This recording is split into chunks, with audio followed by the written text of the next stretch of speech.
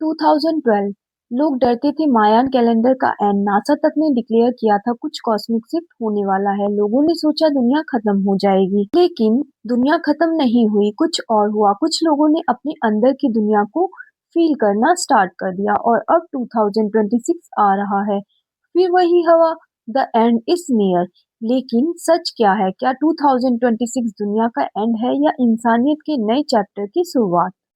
आज हम इस वीडियो में देखेंगे 2012 और 2026 के बीच क्या हुआ, कौन से कॉस्मिक और स्पिरिचुअल कोड्स एक्टिवेट हुए और क्या ये सब कुछ इंसानी कॉन्शियसनेस के एक बड़े अवेकनिंग साइकिल का पार्ट है।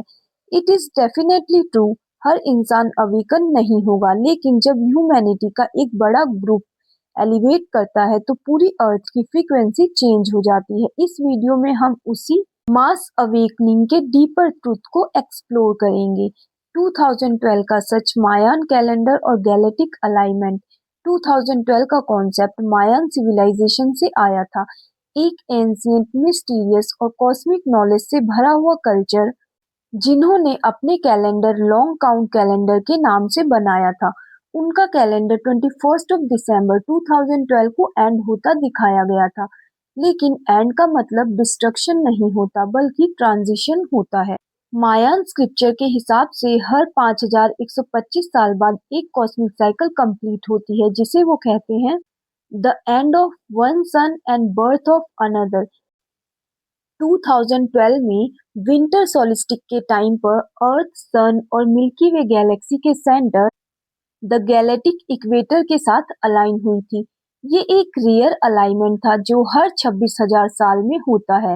इस अलाइनमेंट के मोमेंट पर मायान के हिसाब से पोर्टल ऑफ हायर कॉन्शियसनेस खुल गया था। 2012 के बाद क्या हुआ? बहुत लोगों ने अपनी लाइफ में एक स्ट्रेंज शिफ्ट महसूस किया। कुछ लोग डिप्रेस्ड हुए, कुछ लोगों ने अपनी जॉब छोड़कर इनर पर्पस ढूंढना स्टार्ट किया, कुछ लोगों के साइकिक एक्सपीरियंसेस बढ़ने लगे, ड्रीम्स इंटेंस होने लगे, एम्पैथी और इंट्यूशन एक्टिवेट होने लगी। ये सब कोई कोइंसिडेंस नहीं था, ये था कलेक्टिव कॉन्शियसनेस का अवेकनिंग। ह्यूमन फ्रीक्वेंसी हर्ट की सुचुमन रेजोनेंस पहली बार मिजरेबल वे में स्पाइक करने लगी। पहले ये रेजोनेंस 7.83 हर्ट्ज के आसपास थी, पर 2014 के बाद से ये 30 हर्ट्ज, कभी कभी 40 हर्ट्ज तक गई। मतलब प्लैनेट अर्थ की एनर्जी बॉडी भी इवॉल्व हो रही थी। 2012 ने डिस्ट्रक्शन नहीं, एक्टिवेशन दी थी। Ancient prediction and hidden books. बहुत से एंशिएंट टेक्स्ट में 2012 के बारे में इनडायरेक्ट रेफरेंस मिलते हैं। हिंदू पुराण कलयुग के एंड के बाद एक सतयुग का आरंभ होता है। Bible Revelation, a new heaven and new earth will be formed. Quran, the day when the veils will be lifted and truth shall be known. Egyptian book of the dead, after darkness the light of Ra shall awaken the chosen ones। ये सब एक ही direction में point करते हैं, shift of edges. मतलब 2012 एक energetic gateway था जहां से हम कलेक्टिव डार्कनेस से लाइट कॉन्शियसनेस की तरफ मूव कर रहे हैं। 2026 द नेक्स्ट मेजर शिफ्ट। अब क्वेश्चन ये है 2026 में क्या होने वाला है? बहुत एस्ट्रोलॉजर्स, न्यूमरोलॉजिस्ट और स्पिरिचुअल टीचर्स कह रहे हैं कि 2026 एक और क्वांटम लीप ईयर है, क्योंकि 2026 में अर्थ फिर एक मिनी अलाइनमेंट फेज में जा रहा है। जुपिटर, यूरेनस और नेपट्यून का कंजक्शन एक साथ। ये प्लैनेट्स रिप्रेजेंट करते हैं Jupiter expansion of consciousness, Uranus sudden awakening and innovation, Neptune illusion breaking and spiritual truth. और जब ये तीन एक साथ पावरफुल पोजीशन में आते हैं तो कलेक्टिव एनर्जी पूरी तरह से रीसेट होती है। 2026 के आसपास ये रीसेट होने वाला है, डिस्ट्रक्शन नहीं, प्योरिफिकेशन। ये साल लोगों के लिए टेस्टिंग ग्राउंड होगा, जहां पुरानी आइडेंटिटीज, बिलीफ और अटैचमेंट्स कोलैप्स होने लगेंगे। बहुत लोग अपना dark night of the soul experience करेंगे और फिर एक न्यू कॉन्शियस लेवल पे राइज करेंगे। The real meaning of end of the world. जब लोग कहते हैं दुनिया खत्म हो जाएगी तो वो समझते हैं फिजिकल डिस्ट्रक्शन, लेकिन स्पिरिचुअल वर्ल्ड में एंड का मतलब होता है the end of the old system. Old consciousness का एंड हो रहा है जिसमें ग्रीड, फियर, ईगो और सेपरेशन थी, और नई अर्थ एनर्जी, लव, यूनिटी और हायर अवेयरनेस पे बेस्ड हो रही है।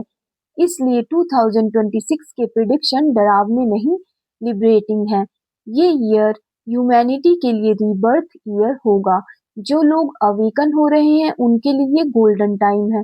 जो पुरानी फ्रीक्वेंसीज में फंसे हुए हैं उनके लिए स्ट्रगल टाइम। चॉइस हर इंसान के पास है। यू कैन इवॉल्व और dissolve. Quantum consciousness and DNA activation.